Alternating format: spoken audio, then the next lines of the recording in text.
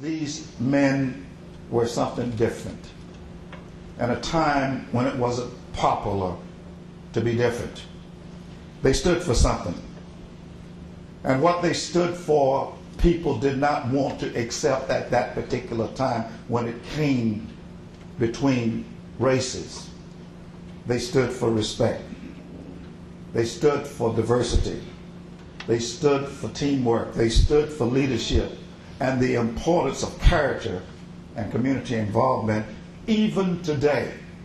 And I want you to go on your website and www.7-to-1 Original Titans, and you can see the Titans website and you can read for yourself that today, even today, these young men are clearly involved in their community. They formed a foundation where they raise money to send kids from depressed neighborhoods, and that's the bird, into some of the major colleges and universities throughout our country.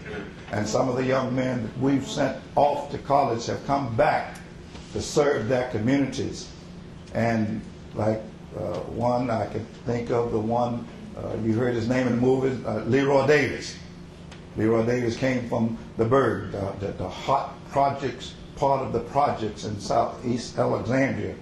And because of us, we sent him to Duke, and he's now an executive or vice president of GlaxoSmithKline, a pharmaceutical company in charge of $18 million budget and for East Africa. All of you saw Remember the Titans. And many of you saw what most people are just willing to accept. This is another football movie.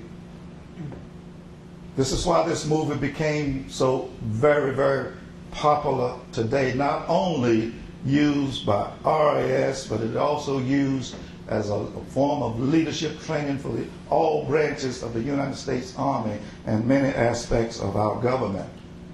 But very few people realize that this movie is not about football.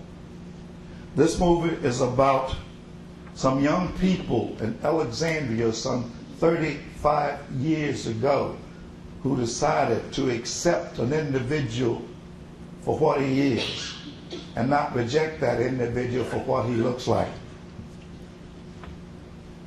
This, ladies and gentlemen, takes respect to where respect becomes the emotional glue that binds all people together. You know, I've always told my team, and I'm a very strong person when it comes to belief and standing up and speaking up for what you believe in. I've always told my team in a nice tone of voice, if you can imagine, that you will give positive consideration to the thought, just the thought today, that everybody on this team just deserves to be respected.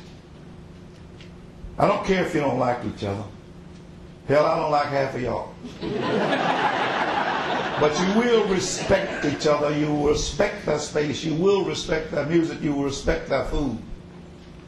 If you cannot, take your soul to Jesus, but bring your hind parts to me.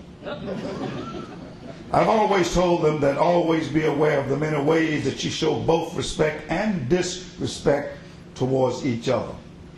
And you can't imagine, but when I walked into the locker room, into the shower room one day, and I heard them talking about each other's mothers.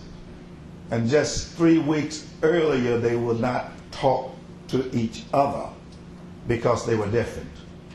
I like to die when one of them said, I think it was Gary, said, "Your mother's so fat she doesn't have a neck." I remember that, and I just thought somebody was going to start fighting and kill each other, and I knew then that there must have been some sort of feelings for each other, because you don't go around talking about people's mother unless you feel that you are close enough. And I knew then that I had something that I could watch and keep my eyes on.